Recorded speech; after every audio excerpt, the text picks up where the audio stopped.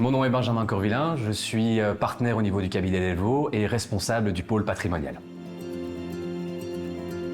Il y a énormément de tâches aujourd'hui qui sont des tâches qui incombent à l'expert comptable, telles que l'encodage, les déclarations fiscales, qui sont évidemment des tâches répétitives et qui vont être automatisées. La perception finalement pour le client de la plus-value que l'expert comptable apporte s'en voit considérablement modifiée.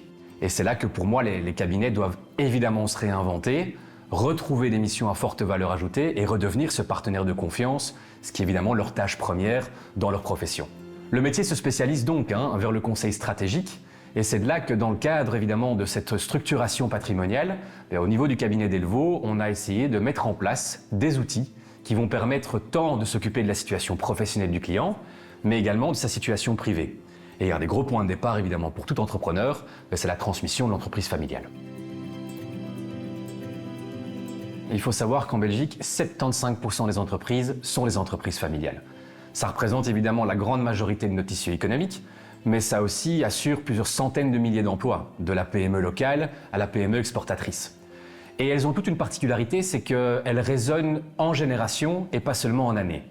La transmission, c'est donc le cœur de la stratégie, mais c'est souvent un moment qui est délicat, puisqu'effectivement, il ne s'agit pas uniquement d'analyser tous les aspects techniques, mais c'est aussi une étape qui considère les enjeux financiers, fiscaux, organisationnels, mais surtout humains.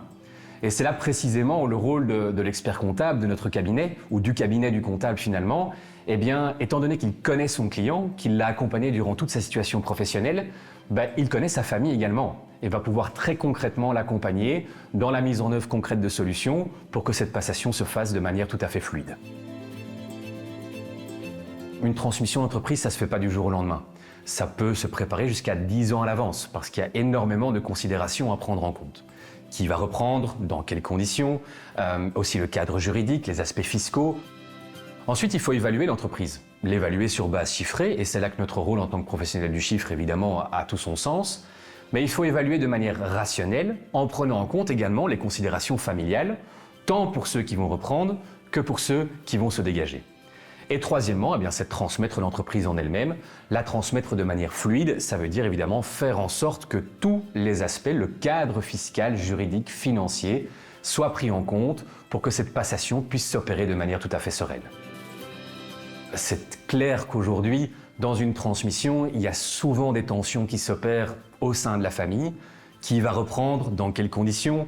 Il y a parfois des actionnaires qui veulent être actifs, d'autres qui veulent être passifs, il y a des enfants qui ne veulent pas reprendre.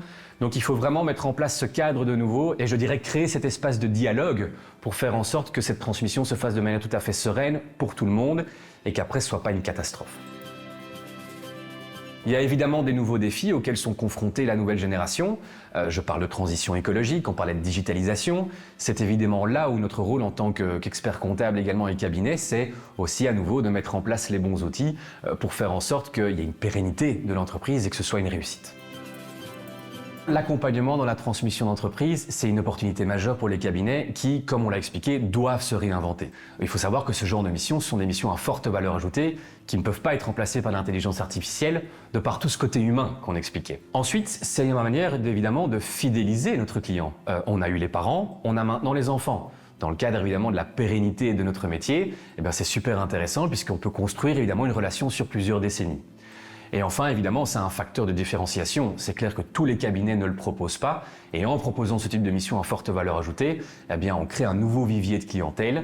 Un nouveau vivier de clientèle qui permet évidemment aussi pour nous d'obtenir un résultat satisfaisant.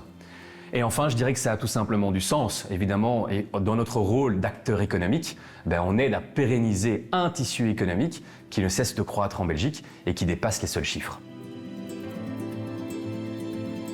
Notre mission, dès lors, en tant que cabinet comptable, c'est de sécuriser ce processus de bout en bout, d'aider les familles à préparer l'avenir avec sérénité, de préserver un patrimoine, non seulement une société, mais aussi une véritable histoire.